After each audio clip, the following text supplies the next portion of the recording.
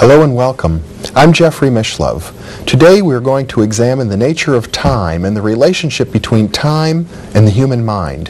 With me in the studio is Terence McKenna, a specialist in shamanistic traditions and also hallucinogens. Terence is the co-author with his brother Dennis of Psilocybin, the Magic Mushroom Grower's Guide, and also The Invisible Landscape, Time, Hallucinogens, and the I Ching. In addition, he is the developer of a computer software program called TimeWave Zero and is the founder of Botanical Dimensions, a non-profit organization devoted to preserving hallucinogenic plants as used by native peoples throughout the world. Welcome, Terence. It's a pleasure to be here. It's a pleasure to be with you again. You know, shamanistic peoples and early peoples throughout the entire world have all been involved in systems of what we call divination. It could be throwing bones or using the I Ching or looking at the entrails of animals or clouds of smoke, but each system seemed to involve some sort of a unique way of linking the human mind with the very nature of time itself in order to understand cycles of time and understand, perhaps even to predict the future. Yes, well, it's certainly true that pre-literate and Aboriginal peoples have had an obsession with time. However, it's an obsession shared by the historical societies as well. Time seems to be the dimension about which we have the greatest anxiety, perhaps because it's the dimension into which we see with the least clarity. Numerous peoples throughout the world have dealt with this lack of clarity as far as time is concerned by developing various methods of divination or sortilege, as it's called. The Maya to this day practice sortilege of a very complicated sort in the highlands of Guatemala. African peoples have complex divinatory systems. And we don't have to even mention the enormous sales of the I Ching and tarot decks and astrology products here in the United States. Yes, the I Ching is the divinatory system ni plus ultra. It seems to very early have captured the imagination of Western Orientalists James Legge and Richard Wilhelm.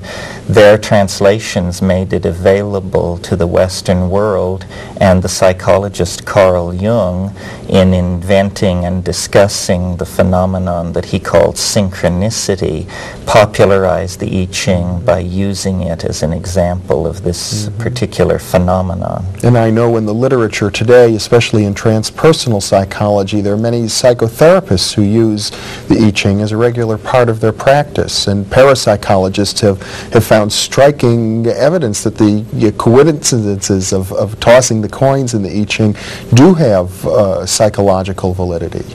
Yes, well, the thing which amazed me about the I Ching and caused me to become so deeply involved with it is this fact that it seems to work against all rational expectation.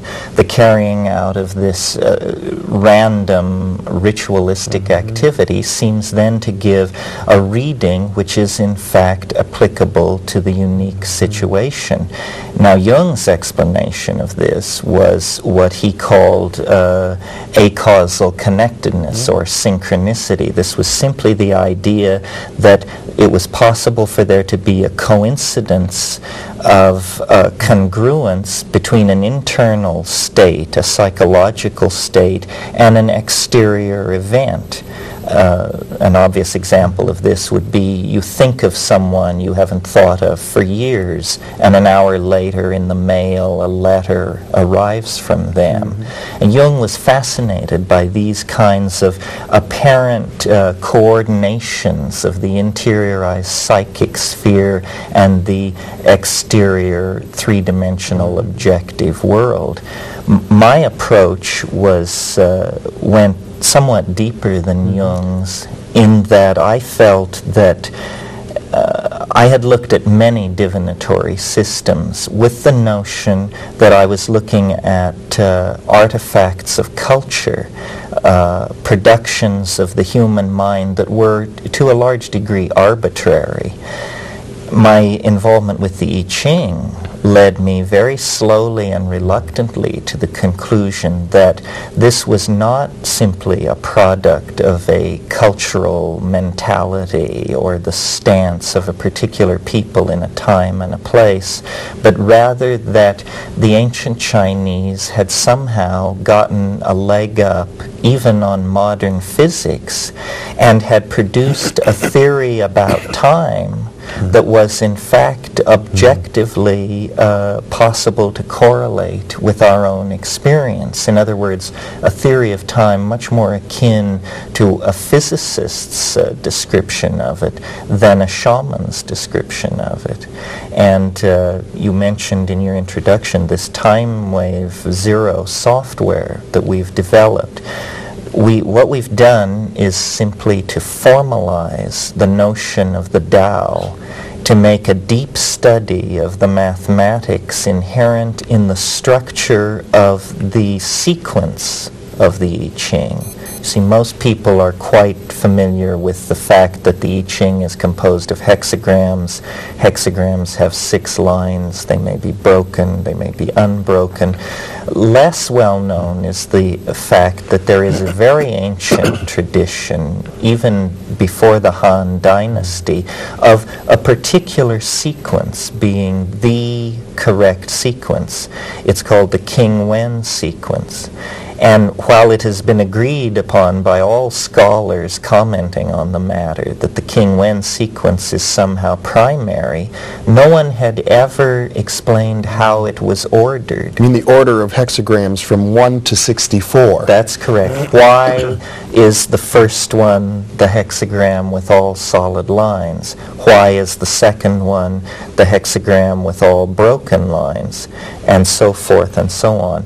I carried out an exhaustive mathematical analysis of the properties of the King Wen sequence and reached a number of conclusions such as it is not a random sequence. It was very, very carefully constructed to conserve certain mathematical goals. For instance, the number of lines that break as you transit from one hexagram to another is arranged and controlled in such a way that when you're all done, you have a ratio of even to odd of 3 to 4.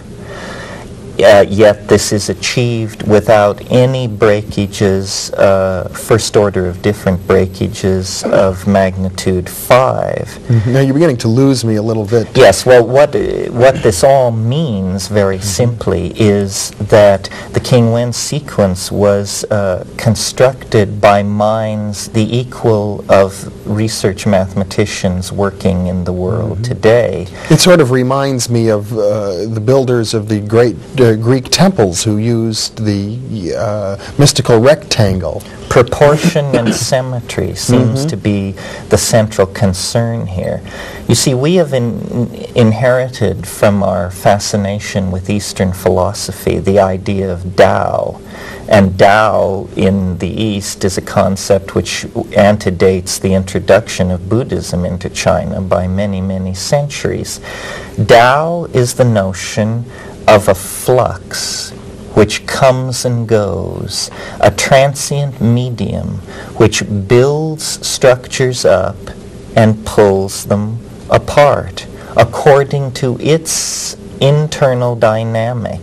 Now, because these notions were introduced to the West by mystics and philosophers and people with an interest in metaphysics, it wasn't immediately grasped that a philosophy of this sort could be a mathematical formalism. That if we're talking about a medium which comes and goes, we're talking about a wave mechanical phenomenon. Well, science in the West for the past 150 years has developed a powerful set of techniques for dealing with wave phenomena. And you seem to be suggesting then that the 64 hexagrams of the I Ching, in their mathematical relationship one to the other as you go through the sequence, describes a waveform. A waveform which is experienced in the world by human beings as time and history. You see, it's almost as though In Western science, we're pretty confident that there are approximately 100 elements, physical elements to matter. That's right, different atoms. That's right, that are incommensurable. They are somehow primary. The Chinese looked not at the world of matter, energy, and space, but the world of time, and carried out a very rigorous analysis of their own perception, and discovered to their amazement that time is actually composed of elements. And as we have then, if I can extrapolate from what you're saying, the periodic table of elements in Western chemistry, which defines not just 100 elements, but a relationship between them, cycles and patterns. Bonding relationships, that's right. Families of chemicals. Right. So we have, in other words, families of ways of looking at time. Well, the hexagrams are the elements in the Chinese physics of time. They created a science that reinforces primary perceptions that we all have, but for which we have no science. For instance, I'm sure you've noticed that every day is rather like every other day. Nevertheless, I'm sure you've also noticed that some days are radically different than others. Well, this sameness but different rule applies on all levels in a temporal hierarchy. Centuries are rather like each other, and yet occasionally a century will come along that is quite anomalous. We call this sameness and difference nesting fractal. This is a new branch of mathematics. And quite simply, what the Chinese discovered circa 3000 BC was the fractal nature of time, that the rules of expression of temporal elements which govern the rise and fall of dynasties also govern the rise and fall of love affairs and moods. Now you're describing this in mathematical terms, and I'd like to come back and ask you to define the term fractal in a moment, but I'm also curious about how you seem to be going back and forth between something purely quantitative and something qualitative. Well, that's the interesting thing, you see. The Chinese understood that these temporal elements were, in a sense, creating interference patterns with each other, much in the way that pure tones struck out on a keyboard will, through their interference with each other, create a melody. So that, for instance, if I find myself sitting in Hadrian's hamburger joint enjoying a burger, by this theory, there would actually be a relationship between that act and the Emperor Hadrian's campaigns in Britain before the fall of the Roman Empire. This is the amazing thing which James Joyce used and understood in the construction of his literary works, that a man leaving his home in Dublin on a day in 1905 to buy kidneys to fry for breakfast is in some mysterious way actually repeating the peregrinations of the hero Odysseus around the Mediterranean in his campaign to destroy Troy and return to his faithful wife. Allegory is what we're talking about, but allegory has never been taken seriously by science. Analogical reasoning is definitely déclassé in the better laboratories. But in this ancient Chinese way of looking at things, everything was caused by its analogical resonances with past and future events which had the same temporal elements embedded in them.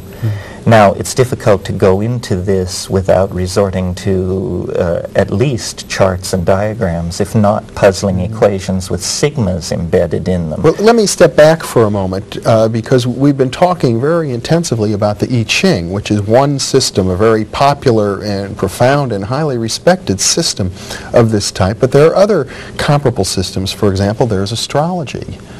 That's right. Astrology is another one of these systems that seeks to define prepotent relationships in nature that can be known by man in order to ease movement into the future.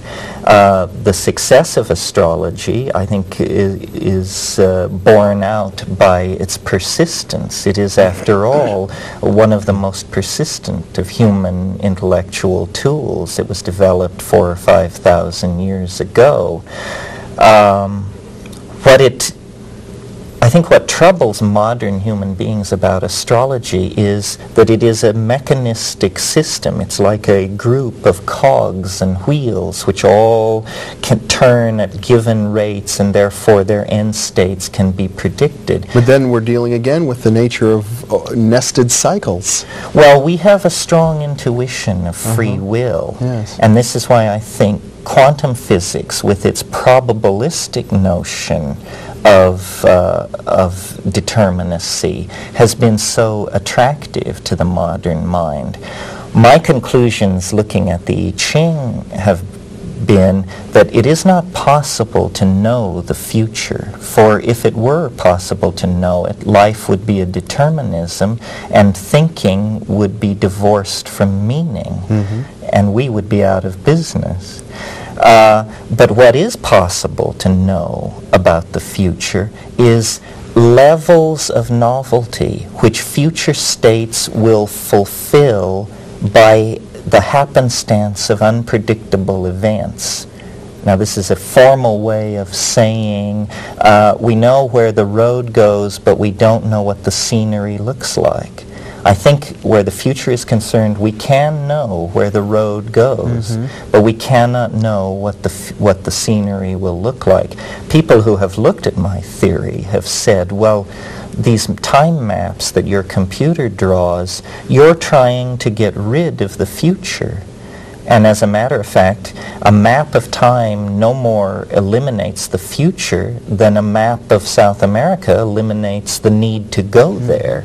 It simply gives one a better handle on one's destination. Now, you mentioned quantum physics a moment ago. And yes. In quantum physics, there are a number of different notions related to the future. One is a notion of multiple universes. Another, the Wheeler notion. Yes, and another is a notion of everything is probabilistic. And while we can't know with any certainty what will happen, we can state with various probabilities what the possibilities are. How does this relate to your view of the time in the future? Well, I think that at the macrophysical level, things are rather rigidly determined, with the exception of living organisms. So my interpretation of what biology is and how it relates to quantum physics and time is really biological systems are amplifiers of quantum mechanical indeterminacy. Yes. They are a way of taking the smidgen of indeterminacy that exists at the microphysical level and coaxing it into a kind of macrophysical cascade, which is life, consciousness, and self-reflection. And you see this described in the I Ching. Yes, I think the I Ching is an abstract modeling system for breaking this down to its simplest elements and then seeing how it works. Now, we're accustomed to thinking of science as linear progress from the distant past to the present. What I'm suggesting is that at least in the matter of time, the Chinese of the pre-Han period had a much more true and formally applicable notion of time than we ourselves do. We have failed in our effort to assimilate time into our physics because of our obsession with matter and the release of energy. Now, there are some scholars who suggest that the African Yoruba people, with their system of divination called Ifa, which has a cycle, I think, of 244 or 264 various myths and and stories is even more sophisticated than the I Ching, which has only 64. Have you looked into that? I have looked into it. What makes the I Ching so powerful in my mind is that it appears to be an exact analogy to the mechanism of DNA. Oh. There are 64 codons, which code for amino acids in DNA. There are 64 hexagrams. There are 8 primary hexagrams. There are 8 indispensable amino acids.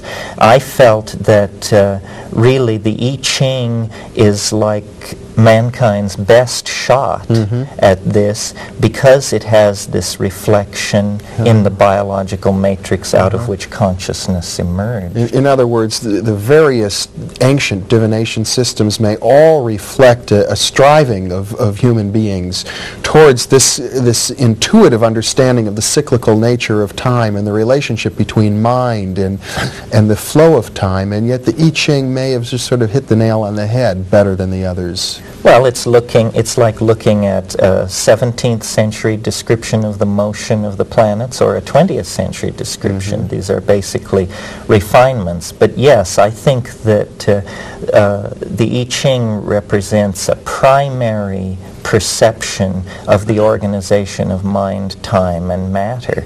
And I'll even tell you how I think they got a leg up.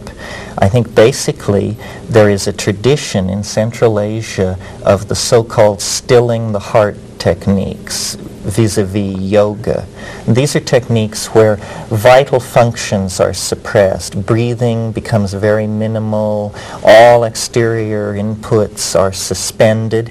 And eventually, I think the Chinese sages who practiced this form of meditation noticed a flux at the center of the stillness, which they called Tao, and which they set out to phenomenologically describe, not knowing whether it was physics, organism, or deity. And they did not prejudge this question. They simply gave a phenomenological description of the transcendental flux that they encountered in states of deep yogic ecstasy. And lo and behold, it turns out that this is the perfect technique for studying time. Time is not a phenomenon where you build machines with 8-kilometer diameters that cost trillions of dollars. Time is a phenomenon to be studied by attending dinner parties, perhaps, or pursuing love affairs, or watching the passing of the seasons. Activities much more commiserate with our vision of the Taoist sage than the white-coated scientist of the present world religion of science. So really, I think it was an involvement in organism and in the human experience. In other words, the laboratory for studying time would not so much be our observatories or our systems of quartz clocks, but rather looking inside of ourselves, observing our own organism. That's exactly precise, and the workings of our own psychology. To my mind, the greatest commentator on time in the 20th century after Albert Einstein would certainly have to be Marcel Proust. Proust understood more about the time we experience and was able to communicate it than any person who has ever lived. And that's within the confines of what most people consider a fairly effete, highbrow literary project. Swan's Way. Well, the entirety of Remembrance of Things Past. Yes. Yeah. Well, I haven't read that, so you've got me a bit in the dark here, and we have about 5 minutes left, so could you summarize that point or amplify it a bit? Well, I think the point we're trying to make here, that I have been involved with over the past few years, is that a revisioning of time would assuage much of what is called modern anxiety, and that we have limited the categories we were willing to entertain in dealing with this problem, and that we must genuflect to the ancient Chinese and take a page from their notebook in this matter.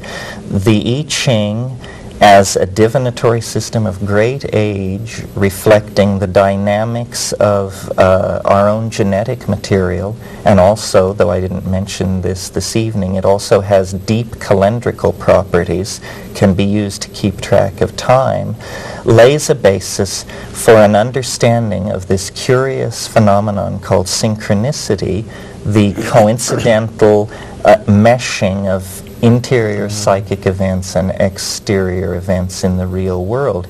It lays a basis for us to understand the unity of ourselves with the real world that our present approach makes difficult to discern. So whereas Carl Jung, the great Swiss psychiatrist who wrote, incidentally, the preface to Richard Wilhelm's book of the I Ching and postulated this theory of synchronicity, well, Jung didn't really provide any mechanism for synchronicity. He simply said it works this way, that the mind seems to be related to these events, and he found an enormous therapeutic benefit from that understanding. What you're suggesting is that the potential mechanism behind the Jungian notion of synchronicity has to do with the structure of time itself. That's right. And you must be suggesting, therefore, that the human mind at this very deep level that the sages discovered from stilling their organism, that the mind has a parallel structure, an isomorphic structure.